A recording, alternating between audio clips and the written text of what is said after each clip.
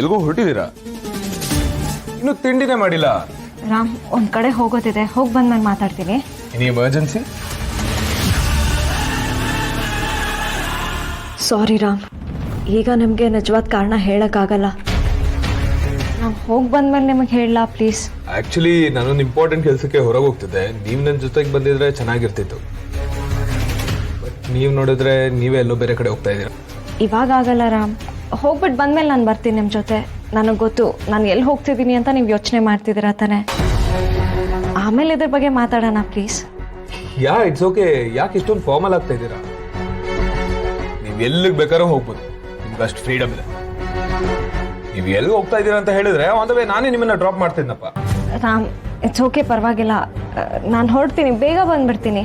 ನನ್ನಿಂದ ಲೇಟ್ ಆಗುತ್ತೆ ಅಂತ ಅನ್ಕೋಬೇಡಿ. ನನ್ನ ಟಿಫನ್ ಆಯ್ತು, ನಾನು ಈಗಲೇ ಹೊರಟೆ. ರಾಮ್, ಇಟ್ಸ್ ಓಕೆ, ಪರವಾಗಿಲ್ಲ. ನೀವು ಆರಾಮಾಗಿ ಆಫೀಸ್ಗೆ ಹೊರಡಿ. Sita, I can really drop you. Actually ಏನ್ ಗೊತ್ತಾ, ಪಾಪ ಸಿಹಿ ನಿಮ್ ಜೊತೆ ತಿಂಡಿ ತಿನ್ಬೇಕು ಅಂತ ಕಾಯ್ತಾ ಇದ್ದಾಳೆ.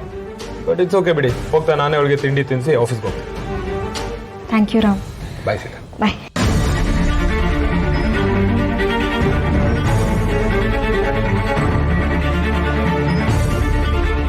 ನೀನು ಆಫೀಸ್ಗೆ ಹೊರಟಿಯಾ ಅಪ್ಪು? ಹಾ ಚಿಕ್ಕಿ, ಆನ್ ದ ವೇ ಒಂದು ಇಂಪಾರ್ಟೆಂಟ್ ಕೆಲಸ ಇದೆ, ಅದನ್ನ ಮುಗಿಸ್ಕೊಂಡು ಆಫೀಸ್ಗೆ ಹೋಗ್ತೀನಿ. ಆಲ್ ದಿ ಬೆಸ್ಟ್ ಅಪ್ಪ. All the best. ಯಾಕೋ ಬಗ್ಗರ? ನಿನ್ಗೆ ಏನೋ ಇಂಪಾರ್ಟೆಂಟ್ ಕೆಲಸ ಇದೆ ಅಲ್ವಾ, ಅದಕ್ಕೆ ಆಲ್ ದಿ ಬೆಸ್ಟ್ ಅಂದೆ.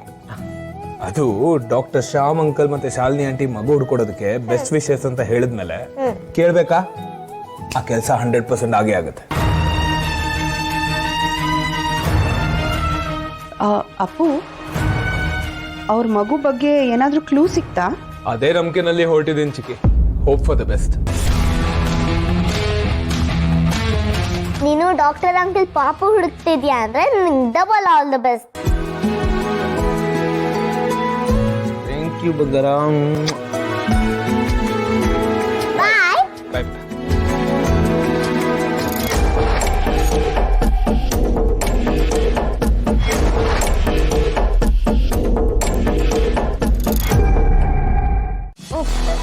ನಾವೆಲ್ಲ ನಮ್ ಬಟ್ಟೆ ಬಿಟ್ಟು ಬೇರೆ ಏನೂ ತಂದಿಲ್ಲ.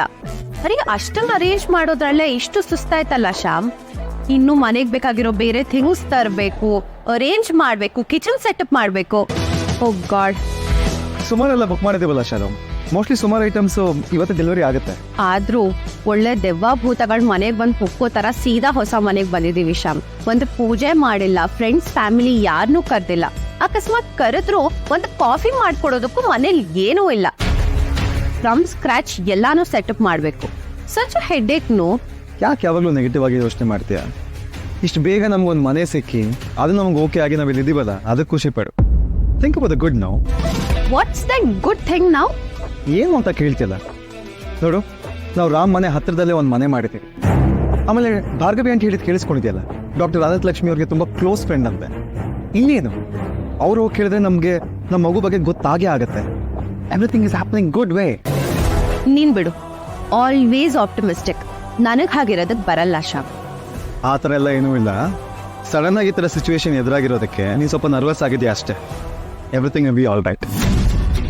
ನೋಡು, ನಮ್ಮ ಮಗು ನಮಗೆ ಸಿಕ್ಕಿದ ಮೇಲೆ ನಮ್ಮ ಲೈಫ್ ನಾವು ಇಮ್ಯಾಜಿನು ಮಾಡ್ಕೊಳ್ಳೋದ್ರೆ ಎಷ್ಟು ಬ್ಯೂಟಿಫುಲ್ ಆಗಿರುತ್ತೆ. ಮೊದಲು ಸಿಗ್ಲಿ. ಸಿಕ್ಕೇ ಸಿಗ್ತಾಳೆ.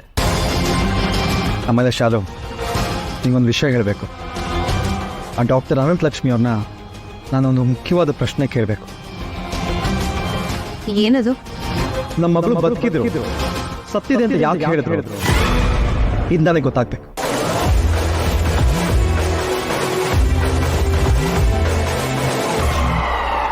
ಗಂಡನ ಹತ್ರ ಏನು ಕೆಲಸ ಅಂತ ಹೇಳ್ದೆ ಹೋಗಿದ್ದಾಳಲ್ಲ, ಅದು ಇನ್ನೆಂಥ ಕೆಲಸ ಇರಬೇಡ. ಅಂದರೆ ಬ್ಯಾಂಕ್ ಕೆಲಸ ಅಲ್ಲವೇ ಅಲ್ಲ ಅಂತ್ಯ ಭಾರ್ಗು? ಡೆಫಿನೆಟ್ ಆಗಿ ಬ್ಯಾಂಕ್ ಕೆಲಸ ಅಲ್ಲ. ಬ್ಯಾಂಕ್ ಕೆಲಸ ಆಗಿದ್ದಿದ್ರೆ ರಾಮ್ ಹತ್ರ ಹೇಳ್ಬಿಟ್ಟು ಹೋಗ್ಬೋದಾಗಿತ್ತಲ್ಲ. ಅವನ ಹತ್ರನೂ ಏನೂ ಹೇಳ್ದೆ ಹೋಗಿದ್ದಾಳೆ. ಆದರೆ ಭಾರ್ಗು, ಸೀತಾ ತುಂಬ ಪ್ರಾಮಾಣಿಕವಾದ ಪ್ಲೇಯರು. ಇವತ್ತರೆಗೂ ಯಾವ ಮ್ಯಾಚ್ ಫಿಕ್ಸಿಂಗು ಮಾಡಿಲ್ಲ, ಸುಳ್ಳಂತೂ ಹೇಳೋದೇ ಇಲ್ಲ ಅಂತೆಲ್ಲ ಕೇಳ್ಪಟ್ಟಿದ್ದೀನಿ. ಇವತ್ತೇ ಹೇಳಿ ಹೋಗಿದ್ದಾಳಲ್ಲ, ಭಾರ್ಗವಿ ಹತ್ರ ಸುಳ್ಳು ಹೇಳಿದಾಳೆ. ಅದನ್ನು ಸುಮ್ಮನೆ ಹೇಗೆ ಬಿಟ್ಬಿಡೋದು?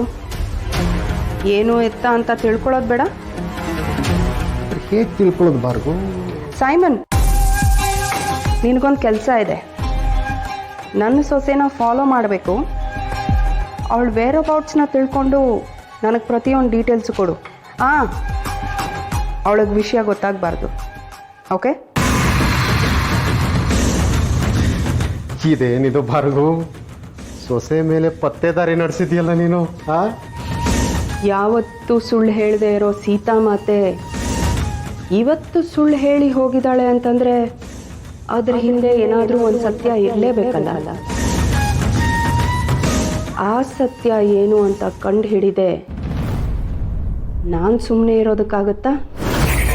ಆದರೆ ಭಾರ್ಗವ್, ಈ ರಾಮ ಸೀತೆ ಇಬ್ಬರು ಒಳ್ಳೆ ಪಾರ್ಟ್ನರ್ಶಿಪ್ಪು, ಅವರಿಬ್ಬರು ಅನ್ಯೋನ್ಯವಾದ ಕಪಲ್ಲು. ರಾಮಂಗೂ ಹೇಳ್ದೆ ಎಲ್ಲಿಗೋ ಹೋಗಿದ್ದಾಳೆ ಅಂದರೆ ಅದು ಎಲ್ಲಿಗಿರ್ಬೋದು? ಇದ್ರ ಹಿಂದಿರೋ ಮಿಸ್ಟ್ರಿ ಏನು? ಅಲ್ಲ, ನೀನು ಇದನ್ನೆಲ್ಲ ಯೋಚನೆ ಮಾಡಿರ್ತೀಯ. ನನ್ನ ಕುತೂಹಲಕ್ಕೆ ಕೇಳ್ತಿದ್ದೀನಿ. Any guesses? Absolutely no guesses. ಆದರೆ ಅವಳು ಯಾವ ದಾರಿ ಹೋಗ್ತಾ ಇದ್ದಾಳೆ ಅನ್ನೋದನ್ನ ತಿಳ್ಕೊಳ್ದೆ ನಾನು ಸುಮ್ಮನೆ ಇರಲ್ಲ.